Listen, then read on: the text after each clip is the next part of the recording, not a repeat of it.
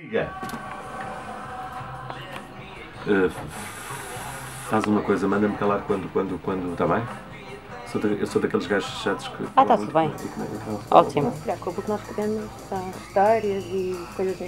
Pois o problema é esse, é que se começa a cantar histórias todas, não mais me calo, mas tudo bem.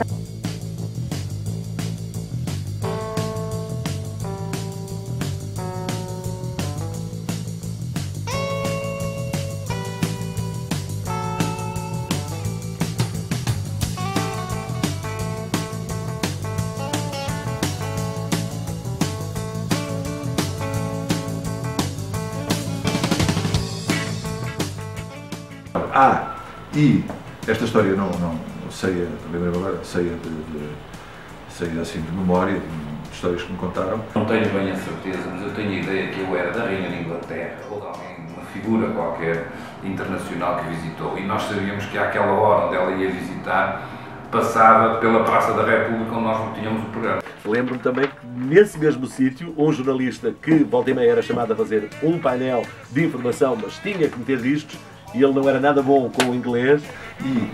E funcionava, por qualquer razão, havia, não sei já qual era a telenovela brasileira que estava a dar, quando ainda davam telenovelas brasileiras, e só telenovelas brasileiras, e havia uma que era muito popular na altura, e por qualquer razão, não sei porquê, com o emissor da Rádio Universitária de Minho, na altura CR1, ela ficava em silêncio, portanto as boquinhas dos atores brasileiros deixavam de emitir som e só apareciam os ruídos provocados lá embaixo, com as pessoas a dizer umas coisas, esta música, não sei o quê, para desespero das donas de casa ali da zona. Mas era do quarteirão e não mais do que isso. Mas então o que é que fizemos? Metemos um microfone com um cabo muito grande, de maneira que alguém pudesse vir para a varanda.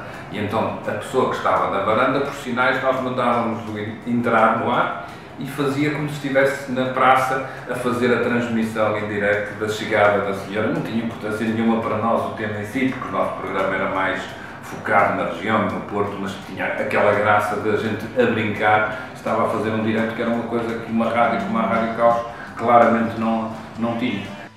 Na Rádio Terra Nova no início era uma sala com 4 paredes e mais nada. E como a rádio começou no verão, era uma sala com 4 paredes e janelas abertas. Ora, como toda a gente estava a ouvir a rádio lá fora, acontecia muitas vezes que as pessoas iam a passar de carro, por exemplo, na rua exterior à rádio e faziam questão de, percebendo que nós estávamos a falar ao microfone, apitar, para ouvir o apito na rádio. Estão a perceber?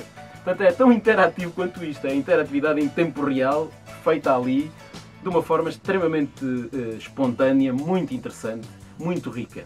Muito rica, de facto, e nós sentíamos isso. Sim, eu lembro, por exemplo, de emissões nossas que eram feitas no sótão de uma pessoa que nos emprestava na altura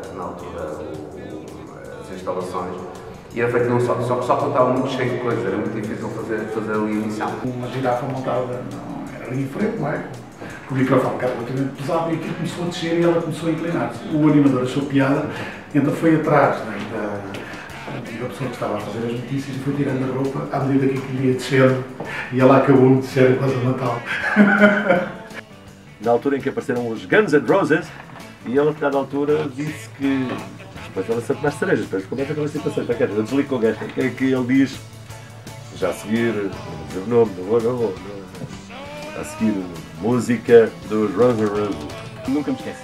Era uma música chamada Mad Man Moon, dos Genesis, um álbum de 1975 dos Genesis, um álbum que se chama A Trick of the Tail. E eu estava a descrever exatamente o álbum, é o primeiro álbum sem o Peter Gabriel, o vocalista é o Phil Collins, etc, etc, e a certa altura os Genesis com o fulano de tal, agora já sem Peter Gabriel e tal, e depois ouve-se pã, e com os apitos dos nossos ouvintes lá fora também.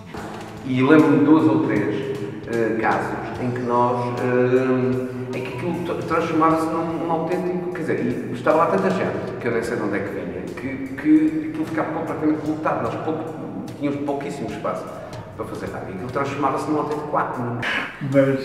Mas havia sempre uma brincadeira entre as pessoas, havia uma grande cumplicidade, quando aquilo corria bem, como corria mal também, era exatamente o mesmo tom de paixão que as coisas se discutiam, tínhamos discussões discussões violentíssimas, quase a tirar cadeiras uns aos outros, porque tudo aquilo nos dizia muito respeito à nossa vida, e todos os dias que estava ali em campo.